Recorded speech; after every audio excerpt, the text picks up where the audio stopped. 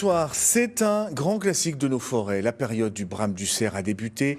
Elle court de mi-septembre à mi-octobre. Pour l'observer en toute sécurité, le parc animalier de Sainte-Croix propose des matinées et des soirées pour découvrir cet étonnant spectacle. Au petit matin, une cinquantaine de curieux ont pu écouter le rare, ce cri rauque du cerf. Avec eux, Tiffany Niederlander et Christelle Reviaco. Il aura fallu se lever aux aurores, attendre patiemment, pour qu'enfin le spectacle tant attendu commence.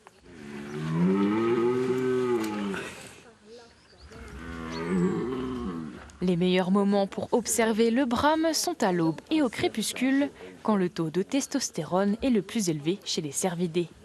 La parade sert à attirer l'attention des femelles.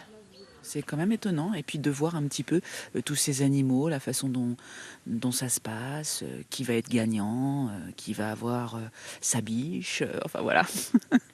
Je trouve que c'est vraiment bien de venir voir, parce que je trouve ça vraiment dépaysant et je trouve que c'est quelque chose qu'on ne voit pas tous les jours en fait.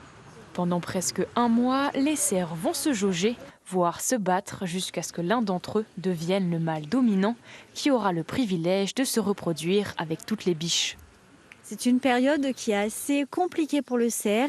C'est assez fatigant parce qu'il va plus se nourrir, il va perdre jusqu'à 40 kilos parce qu'entre s'accoupler, surveiller les femelles qui sont en chaleur que pendant 24 heures et 48 heures et surveiller que personne ne lui pique sa place du maître de la place du brame, c'est assez compliqué. Au parc de Sainte-Croix, l'observation se fait dans le respect de l'animal. Mais depuis quelques années, le brame du cerf est devenu très, voire trop prisé dans les forêts françaises. Pour ne pas gêner les cervidés, l'Office national des forêts recommande de ne pas chercher à approcher ou éclairer les animaux.